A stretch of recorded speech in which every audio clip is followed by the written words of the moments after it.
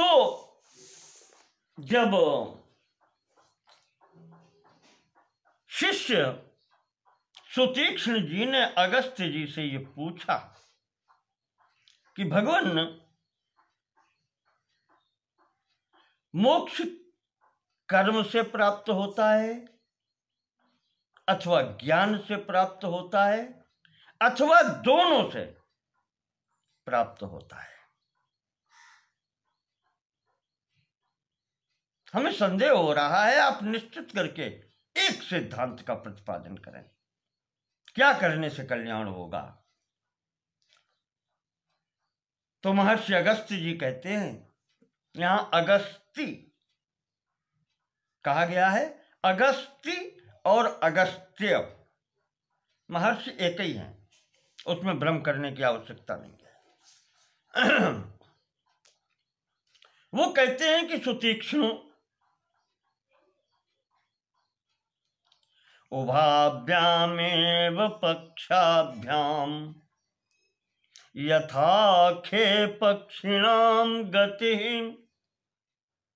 तथैव ज्ञान कर्माभ्याम जायते परमं पदम।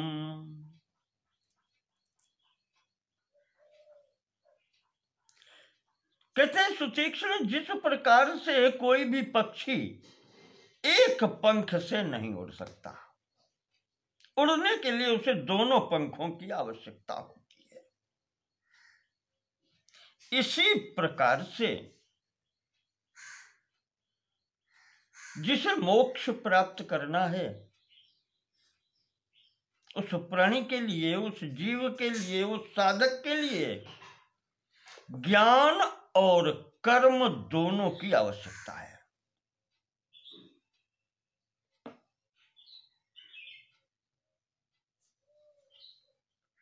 केवल ज्ञान से भी मोक्ष नहीं होता और केवल कर्म से भी मोक्ष नहीं होता, क्योंकि ईशावास्य उपनिषद में आया है, प्रारंभ में ही कहा गया है,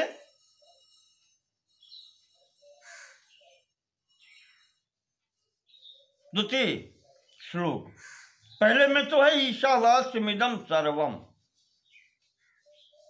सर्वम खलु इदं ब्रह्म, इसके अतिरिक्त और कुछ है नहीं। और दूसरे मंत्र में बताया गया है, कुर्वन्नेवेह कर्माणि जिजेवे विशेषतम समाह, यहाँ रहते हुए जीवन में कर्म करने की इच्छा करनी चाहिए, कर्म करते हुए जीवित रहने की इच्छा करें। बिना कर्म किए कुछ भी होना नहीं है।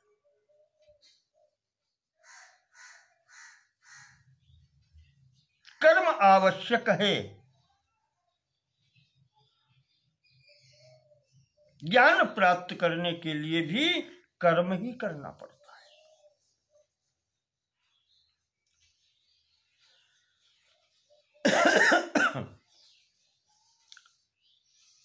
तो कहते हैं, इसकी पुष्टि के लिए मैं तुम्हें एक इतिहास सुनाता हूं। पुरावृत्तम इतिहासम वदामि ते इतिहास, ये घटना पुरानी है, ऐसा हो चुका है, उसी को इतिहास कहते हैं।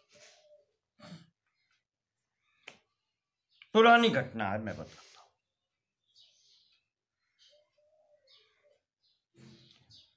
कारुण्यक नाम का एक ब्राह्मण रहता था।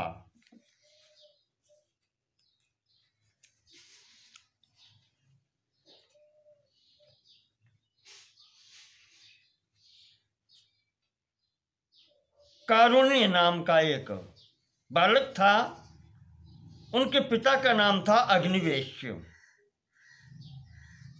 बालक विद्याध्ययन समाप्त करके जब घर पर आया तो बहुत वो अनमना सा रहने लगा।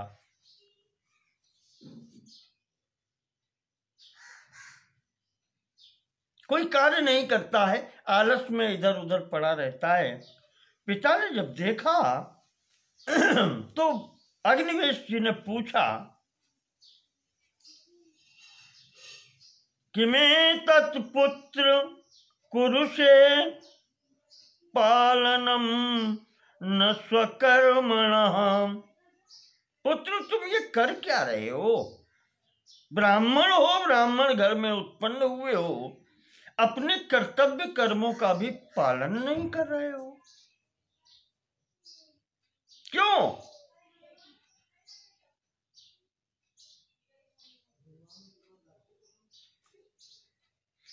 और अगर ऐसा नहीं करोगे, अकर्म निरतः सिद्धिम कथम प्राप्स्यसि तद्वद। कुछ भी न करके अगर सिद्धि प्राप्त करना चाहते हो जीवन में, तो कैसे होगी? एक साधारण वस्तु प्राप्त करने के लिए भी कर्म करना पड़ता है, कुछ करना पड़ता है।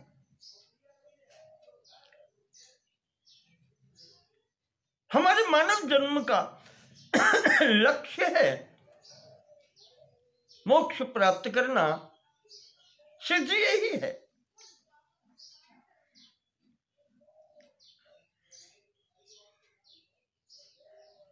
भगवत प्राप्ति, मोक्ष प्राप्त करना, तो सिद्धि कैसे प्राप्त होगी? कल्याण कैसे होगा जो कुछ करेंगे नहीं? कर्मणोऽस्मान् निवृत्तेः किं कारणं तन्निवेद्यताम्। ये तुम्हारी जो निवृत्ति है कर्मों की ओर से,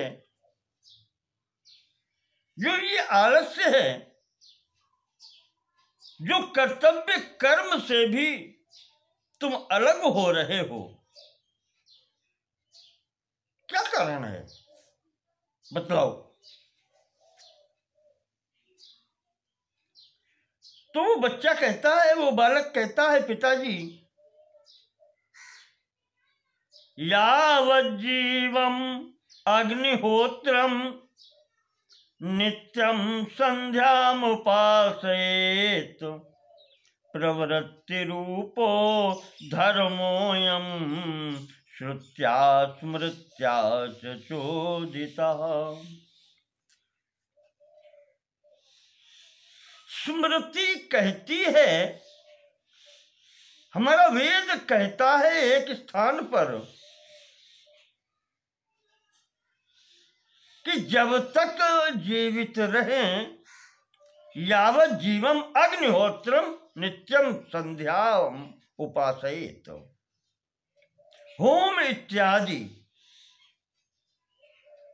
अग्निहोत्र प्रतिदिन करें, देवताओं की आराधना करें, नित्य प्रति संध्या वंदन करें, संध्या कर्म करें, गायत्री जप इत्यादि ये सब कुछ नित्य करें। तो ये प्रवृत्ति रूप धर्म एक स्थान पर श्रुति कहती है, वेद कहता है, और वही वेद दूसरे स्थान पर क्या कहता है?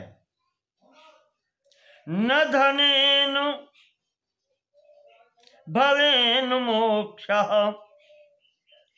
कर्मणा प्रजया नवाम त्याग मात्रेण किंत्वेके यतयोष्णन्ति चामृतम।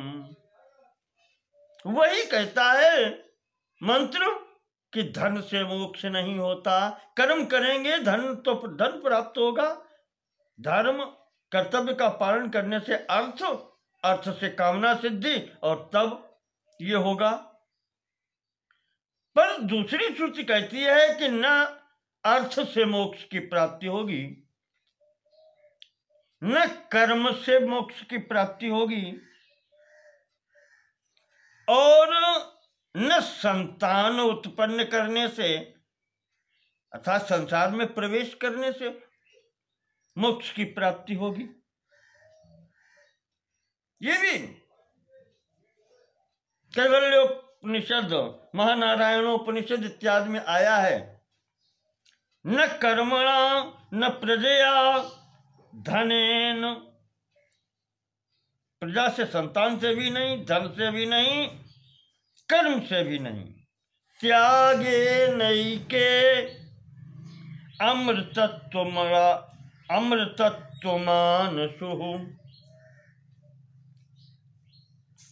अमृतत्व की प्राप्ति इनसे नहीं हो सकती।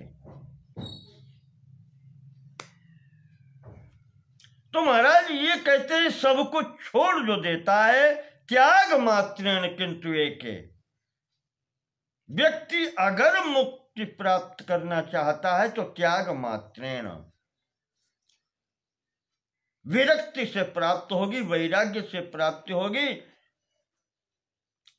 निवृत्ति मार्ग से प्राप्त होगी।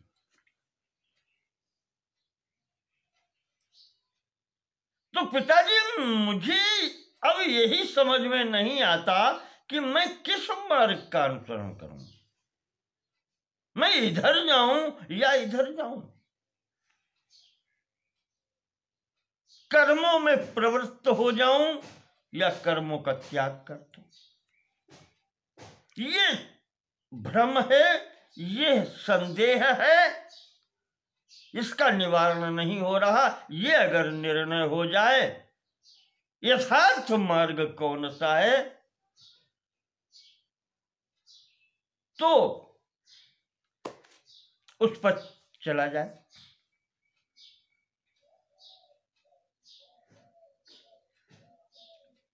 इसी कारण से पिताजी मैं कुछ कर नहीं पा रहा। अगस्त जी कहते हैं वो बच्चा जिसका नाम कारुण्य था, वो बात अपने पिताजी के सम्मुख कह करके चुप हो गया। तो अब पिताजी ने सोचा, अग्निवेश जी ने सोचा, और सोच करके अपने पुत्र से कहते हैं कि बेटा, एक तुमको मैं एक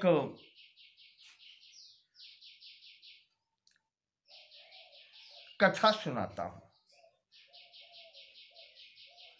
एक इतिहास सुनो। देखें अब दूसरा इतिहास प्रारंभ हो रहा है।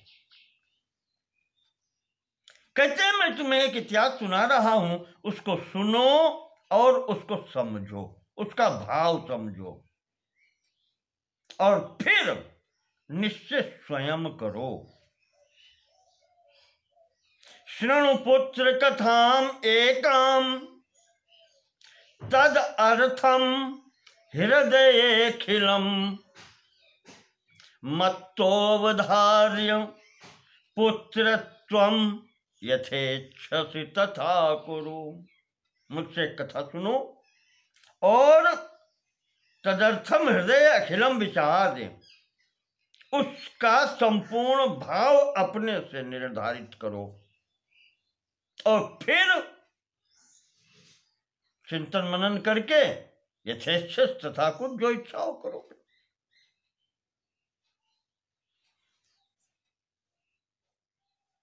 कहते बेटा, प्राचीन काल में सुरुचिर नाम काचित स्त्री, सुरुचि नाम की एक स्त्री थी, अप्सरो गणोत्तमा, ये अप्सरा थी, अप्सराओं में उत्तम थी, बहुत सुंदर अप्सरा थी, हिमालय पर निवास करती थी।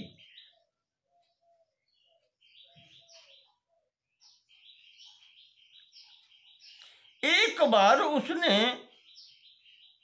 देवराज इंद्र के एक दूत को उधर से शीघ्रता से निकलते हुए देखा। उसने पहचान लिया और उससे पूछा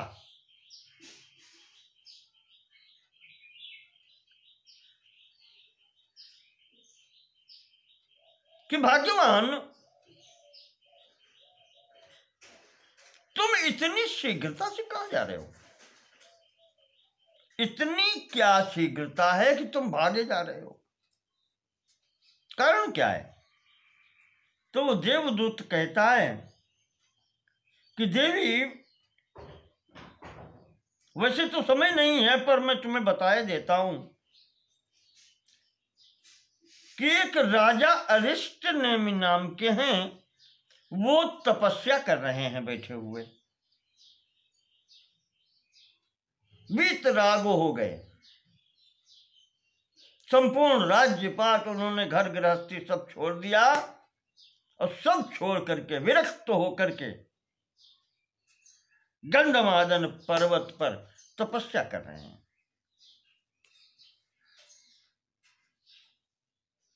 वहां ये तपस्या को देख करके देवराज ने मुझे आदेश ये दिया है कि तुम वहां जाकर के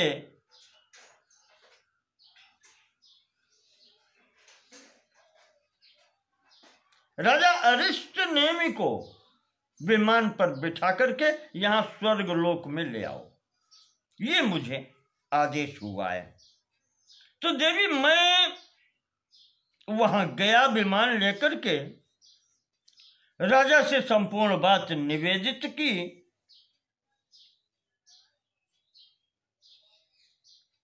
कि देवराज ने आपको याद किया है। तो राजा अरिष्टनेमि ने हमसे ये पूछा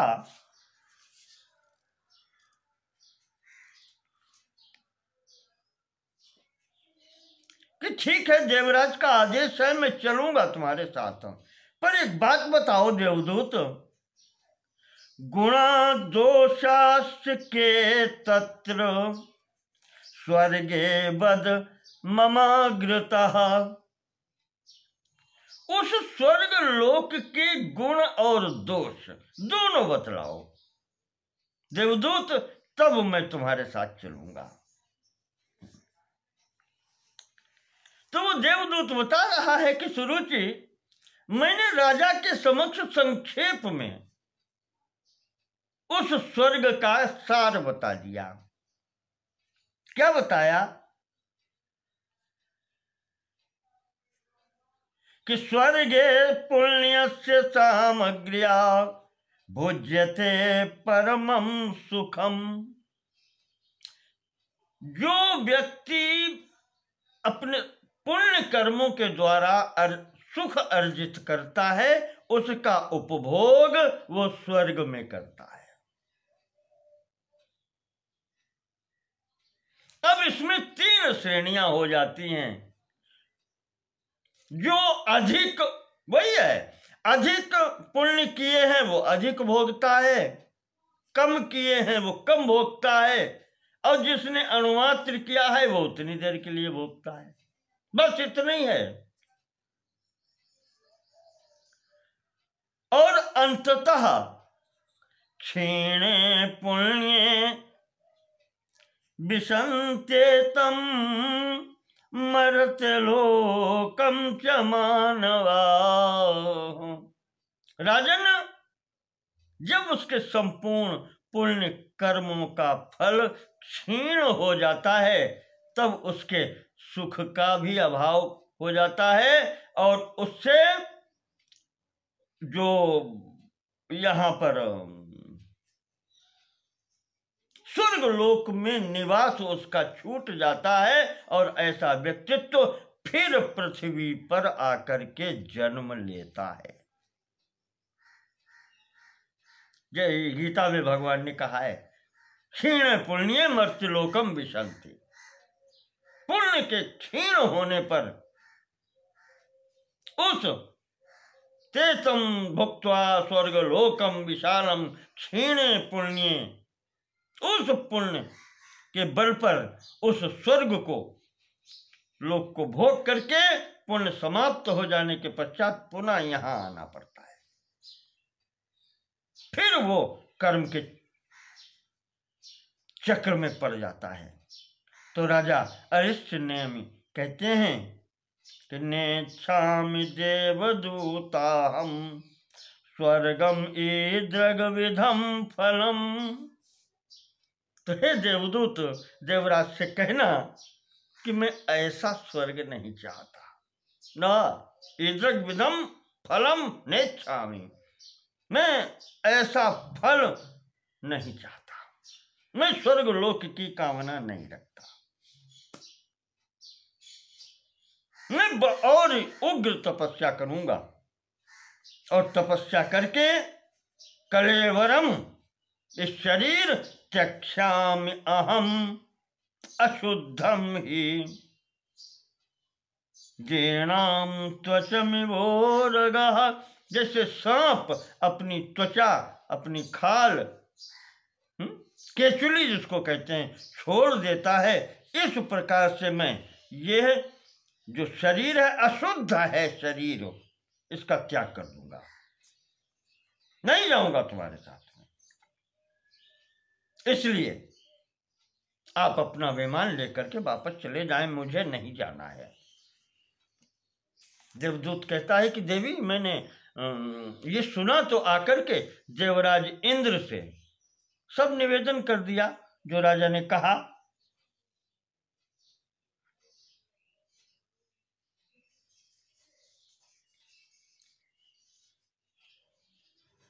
तो ये जब इंद्र ने सुना तो इंद्र ने पुनः मुझे भेजा है और कहा कि देवदूत तुम जाओ और उन राजा को अपने विमान पर लेकर के महर्षि वाल्मीकि के पास ले जाओ और महर्षि से कहना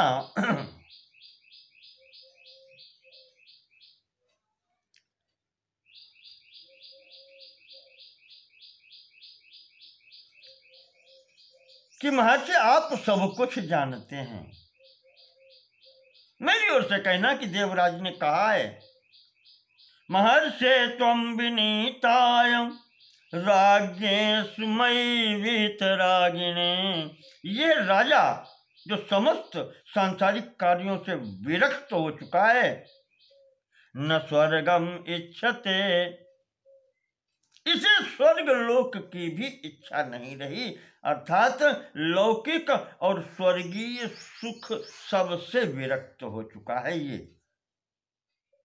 तत्त्वं प्रबोधय महामुने, तत्त्वं प्रबोधय महामुने, इसलिए महामुनि आप इसको ज्ञान प्रदान करें।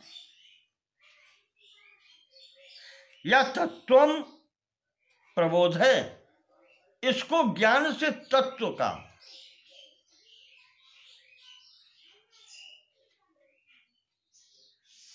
उपदेश करें जिससे इसका कल्याण हो जाए।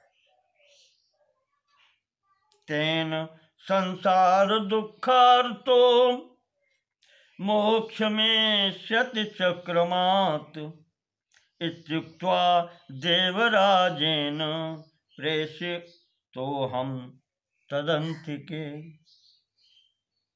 आपके समक्ष देवराज ने मुझे यही कहने के लिए भेजा है जिससे इन राजा के समस्त संसार दुख छूट जाएं, मोक्ष प्राप्त हो जाए। इस प्रकार से महर्षि से निवेदित करके मैं राजा को उनके पास छोड़ करके यहां पर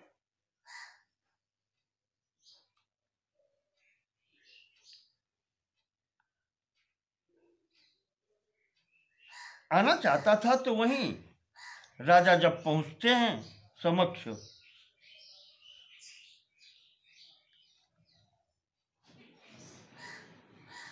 तो महर्षि प्रेम पूर्वक महाराज राजा अरिष्टनेमि को बैठाते हैं और कुशल पूछते हैं कि राजन सब कुशल है। तो राजा कहता है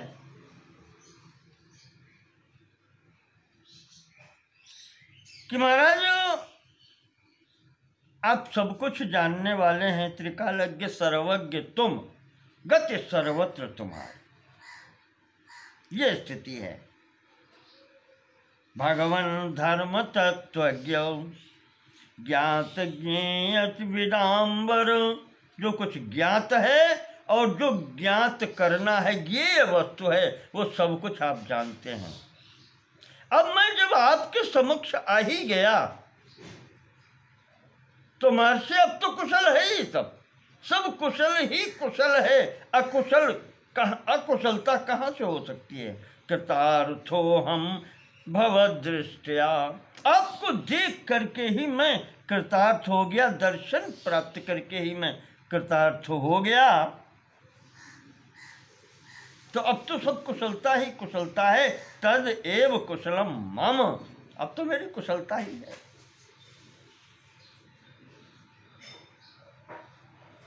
बस महाराज एक ही प्रार्थना है कि इस सांसारिक दुखों से मैं कैसे छूट सकता हूं। संसार बंध दुखारते कथम मुंचामि तद्वद, इस संसार के बंधन रूपी जो दुख है उससे मैं छूट कैसे सकता हूँ। महाराज अब इतना ही बतलाइए। देखिए अब केवल मात्र एक प्रश्न रह गया।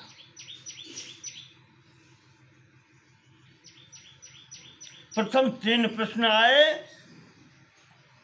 ज्ञान से मुक्ति, कर्म से मुक्ति या दोनों से मुक्ति। दूसरे में 2 बातें आई, निवृत्ति मार्ग से मुक्ति या प्रवृत्ति मार्ग से मुक्ति। और अंततः एक प्रश्न रह गया कि संसार दुख से मोक्ष कैसे मिले, वो महाराज जी बात बतलाएं। इस पर महर्षि अगस्त्य जी अब आगे बात बतला रहे हैं सुतीक्ष्ण को।